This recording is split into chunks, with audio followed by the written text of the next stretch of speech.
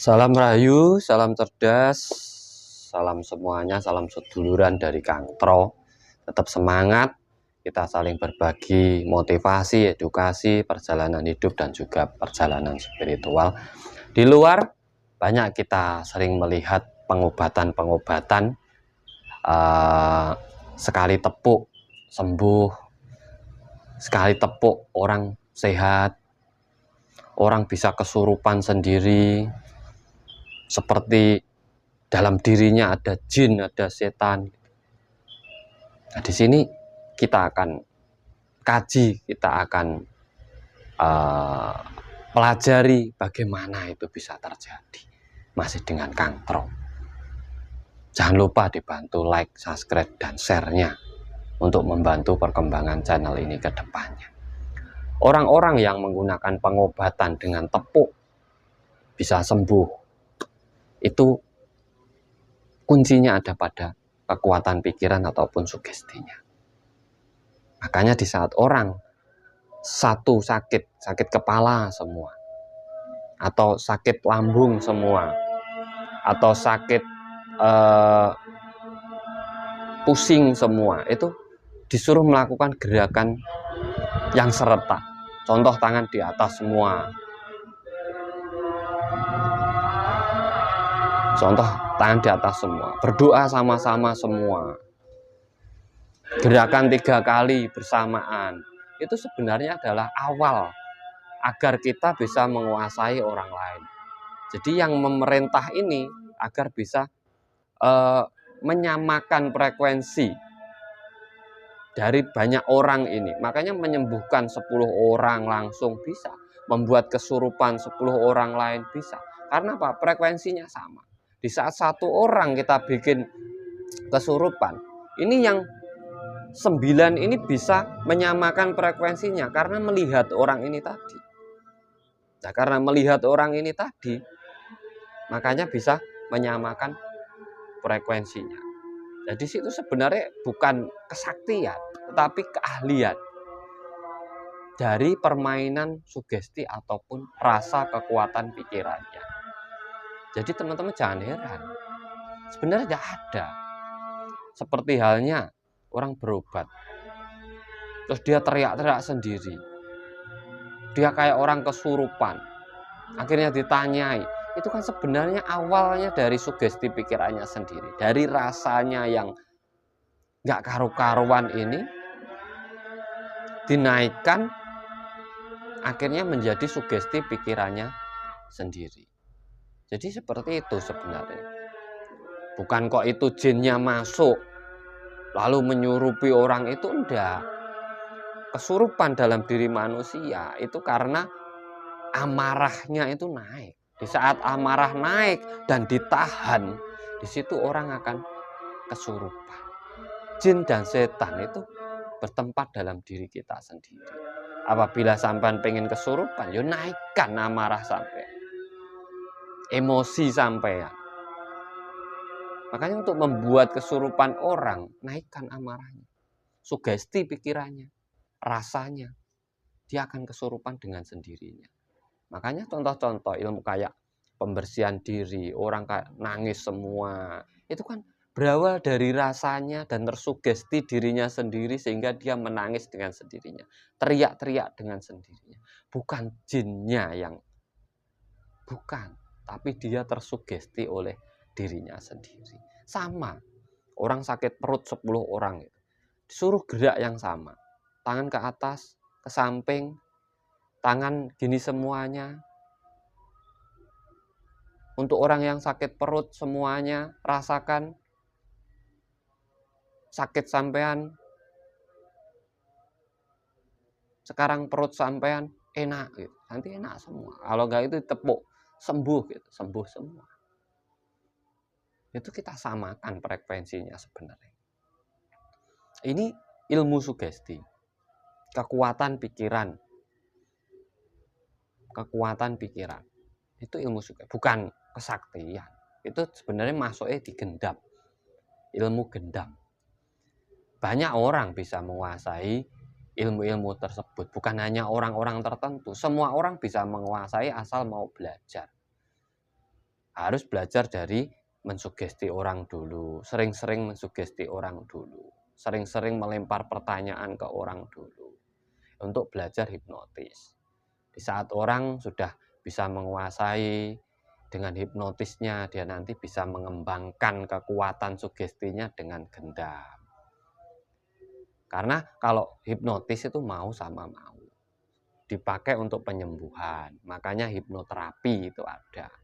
Sebenarnya kayak mengeluarkan jin terus menyembuhkan bersama-sama itu bisa masuknya hipnoterapi. Cuma di saat dipaksakan sembuh dengan tepuk atau apa itu jadinya gendam. Mau ndak mau sembuh. Kadang kebanyakan dari rumah nanti dia sakit lagi. Karena sugestinya hanya sebatas di situ. Kekuatan sugestinya hanya sebatas di situ. Lupa untuk dikunci agar tidak kembali lagi. Tapi kalau tidak dikunci hanya sebatas sugesti saja, di situ dia nanti sembuh. Pulang, balik lagi sakitnya. Sama lagi, kembali semula lagi, sakit lagi. Jadi jangan heran kalau jenengan lihat orang bisa masukkan jin ke tubuh orang. Orang bisa menyembuhkan orang dengan ditepuk saja. Orang bisa nyuwuk orang dengan air gini itu. Kuncinya ada di sugesti, kekuatan sugesti. Dan branding pada diri jenengan itu berpengaruh untuk sugesti jenengan. Nama besar, nama jeneng terkenal, enggak, ini juga berpengaruh. Karena di saat sampai diakui menjadi orang pinter, menjadi dukun atau menjadi spiritual atau paranormal, di situ rasa keyakinan orang kepada jenengan itu sudah tumbuh. Nah, di saat orang itu datang, sugesti atau kekuatan sangat luar biasa. Jadi tinggal memanfaatkan keyakinan atau kepercayaan dari orang yang datang itu sendiri.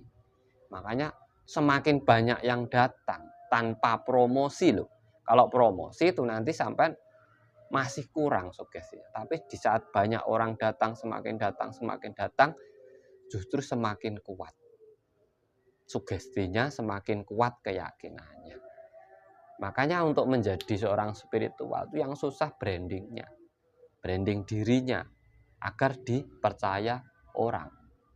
Agar orang yang datang itu sudah yakin dengan diri panjenengan. Nah, kalau kita ingah-ingih, ragu-ragu menjadi spiritual, ya jangan jadi spiritual. Jangan jadi spiritual. Maka tidak ada pernah sukses. Banyak yang paham tekniknya, tapi pendalamannya ini susah. Pendalamannya susah. Sama, banyak orang belajar meditasi, tahu semua teori meditasi itu tahu. Tapi untuk meditasi yang benar, jarang. Karena apa? Ya dia hanya tahu, tidak mau mendalami. Apa sebenarnya meditasi, untuk apa? Banyakan ya cuma cakra kundalini yang di uber-uber di situ aja, yang diupek-upek juga di situ aja. Dia tidak mau mendalami dirinya sendiri. Itu sangat penting. Menguasai diri sendiri, mengenali diri sendiri itu sangat penting. Itu bisa efeknya. Nanti apapun yang kita ucapkan itu bisa menjadi sugesti yang luar biasa untuk orang lain. Makanya apa yang kita ucapkan dipercaya orang. Orang mudah percaya dengan kita. Orang merasa enak dengan kita. Karena branding diri kita sendiri. Karena pengolahan dalam diri kita sendiri. Nah itu yang jarang dilakukan banyak orang. Orang-orang itu sering hanya belajar tapi yang penting dia bisa. Tapi tidak mau mendalami yang sangat dalam keilmuan tersebut. Sehingga dia harus menuruti pembimbingnya. Sesuatu yang dia lakukan harus sama dengan pembimbingnya. Sebenarnya enggak. Sampai harus punya banner sendiri. Harus punya ciri khas sendiri. Sampai hanya mengambil ilmunya. Untuk penyampaiannya, ya lakukan sendiri-sendiri. Sesuai dengan kreativitasnya dengan sendiri-sendiri. Jadi jangan heran kalau ada orang tepuk, sembuh. Diginikan saja sembuh. Buat orang kesurupan. Ditanya, dari mana asalnya ini. Sumbernya ada di sugesti dan kekuatan pikiran. Kuncinya. Makanya belajarlah, melatih diri. Pertama, mensugesti diri sendiri.